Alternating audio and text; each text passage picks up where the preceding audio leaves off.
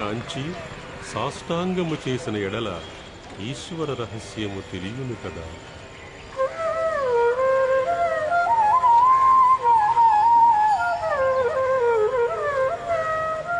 చదువును భాషలెల్లరకు సాధన చేసిన వచ్చు విద్యలే. ఏ చదువును ఈశ్వరుంది విని సర్వజగంబుల చూడగల్గు. నా చదువు నిరుంగరెవ్వరది చచ్చియే పోయెను ప్రాయికంబుగానది. పునరుద్ధరించిన జరాచరముల్ చదువున్ త్వదర్థముల్.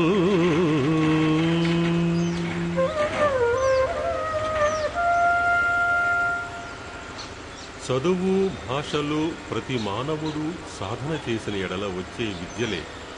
ఏ చదువు చదివితే ఈశ్వరుని స్వర్గమును భువన బ్రహ్మాండములను చూడగలరో ఆ చదువులు ఎవ్వరూ తెలుసుకోలేకపోతున్నారు. ఆ చదువు ప్రస్తుత కాలములో నష్టమైపోయినది. ఆ చదువును పునరుద్ధరించిన ఎడల ఇహ పరలోకములో నుండే సమస్త జీవరాశులు నేర్చుకొని ఆ చదువు చదవగలుగును.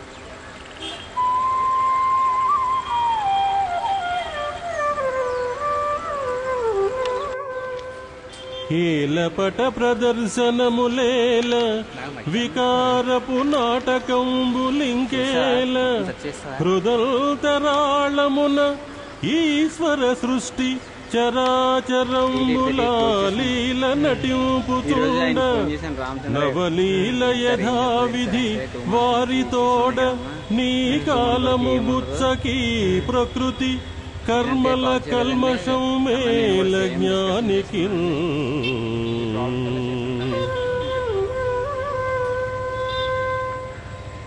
ఎందుకు ఈ పట ప్రదర్శనలు, ఆ తెరపై చూపించే వికారపు నాటకములు ఇంకెందుకు?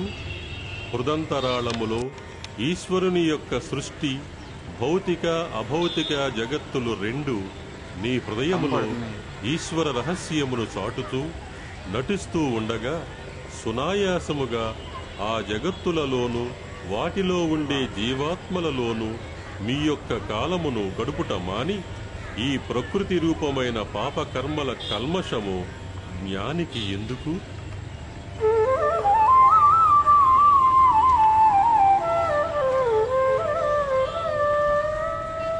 జ్ఞానము నిండు ప్రేమను నకల్మషమాత్మ సమర్పణములో గానగవచ్చు.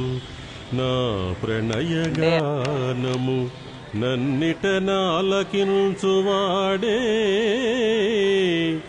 నిజమైన యోగి.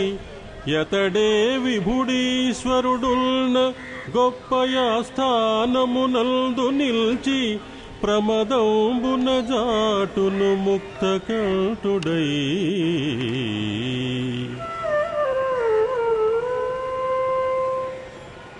జ్ఞానము నిజమైన ప్రేమ కల్మషము లేని ఆత్మ సమర్పణములో తెలియబడుతున్నది.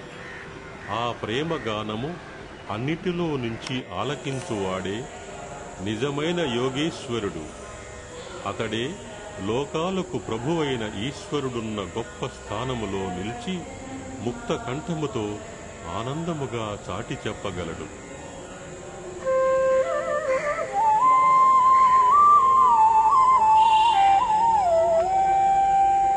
మాటలు మానివేసి పరమాణువులను విడదీసి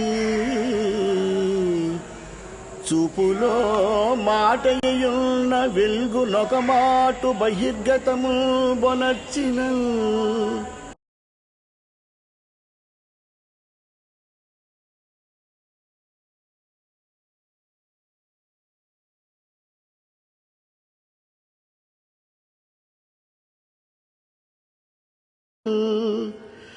నాటక రంగమట్టుల గనంబడు విశ్వము స్వర్గలోక మచ్చోట జరాచరం బగుచు శోభిలు నీశ్వర జీవరూపము.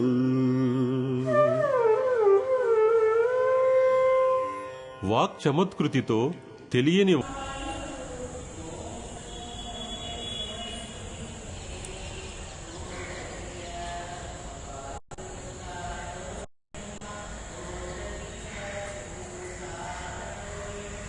అత్యార్థములను తెలిసినట్లుగా చెప్పే మాటలు కట్టిపెట్టి సాధనారూపమైన విధానములో మీ యొక్క నేత్రములలో సూక్ష్మముగా ఉన్న ప్రమాణమును విడదీసి దానిలో దాగియున్న వెలుగు బహిర్గతము చేయగలిగిన ఎడల నాటకరంగము వలె ఆ పరలోకము మనకు గోచరించుచు అక్కడ జీవరూపములు ఈశ్వర రూపములు మనకు కనిపించుచు ఆశ్చర్యానందములు కలిగించుతున్నవి.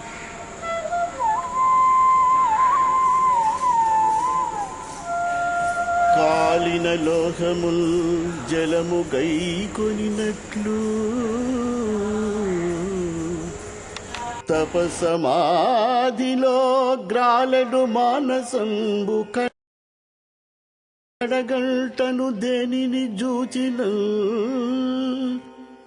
యథాలీల గ్రహింపగల్గు నవలీల శిరంబు తపంబు సేయుచు నేలకు వంచెనేని ధరణింగల శక్తిని లాగునంతయు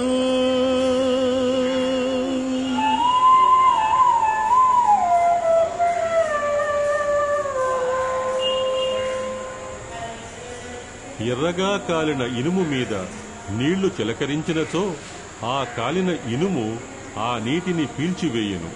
ఆ విధముగానే తపోదీక్షలో నిమగ్నమైన సాధకుని మనస్సు తపో అగ్నిలో వేడెక్కిపోయి ఉంటుంది. కాబట్టి అటువంటి సాధకుడు తన కళ్లతో దేనిని చూచిననో దాని యొక్క శక్తిని ఆకర్షించి లాగుకొనగలడు. ఆ స్థితిలో ఉన్న సాధకుడు తపస్సు చేయుచూ సాష్టాంగ నమస్కారము చేసిన ఎడల ఆ భూమిలో గల శక్తిని లాగుకొనగలడు.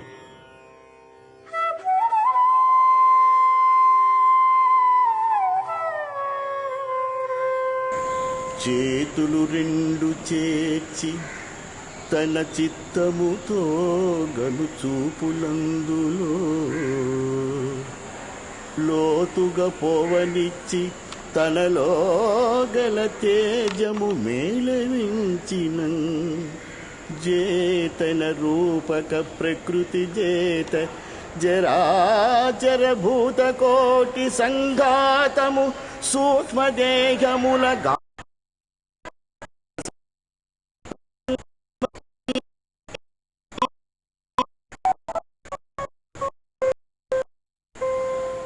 రెండు అరిచేతి వేళ్లను ఒకదానితో ఒకటి కలిపి బిగించి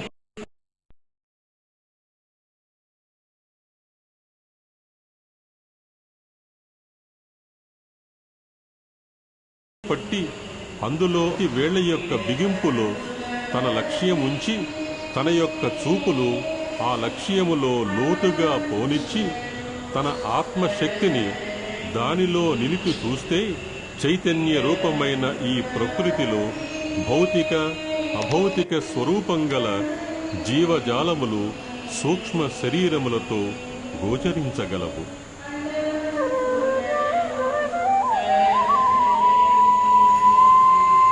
దీపము పెట్టి దానిపై దృక్కులు కేంద్రము చేసేనేని ఆ దీపము నొస్తనున్న నిజ దీపముతో సైదోడుగాగ దృగ్రూపము మారి పెద్ద వెలుగు గనవచ్చు. సుషుమ్న నుండి ఆ చూపు సమాధి అయి అమృత శోభితమై గనవచ్చు. స్వర్గము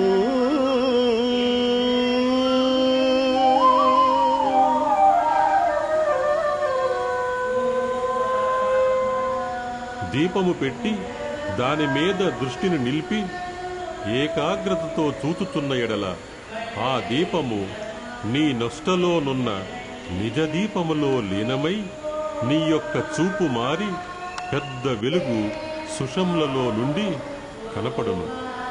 ఆ వెలుగు సమాధి స్థితిగా మారి మృత్యురహితమైన స్వర్గము గోచరించును.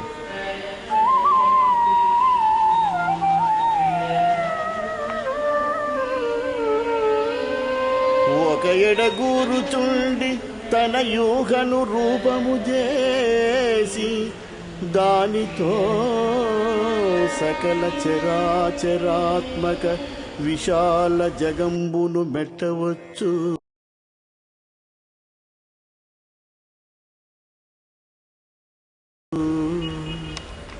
నా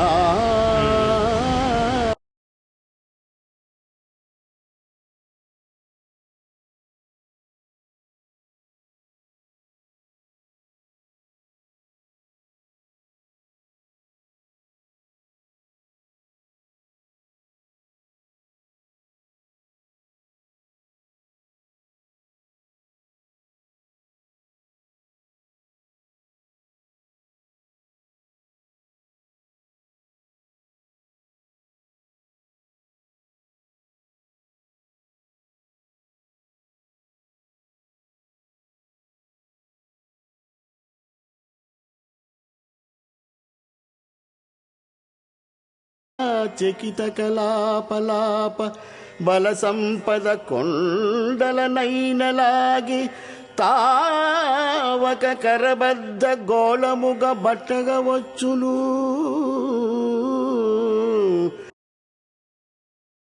నిగమాదయ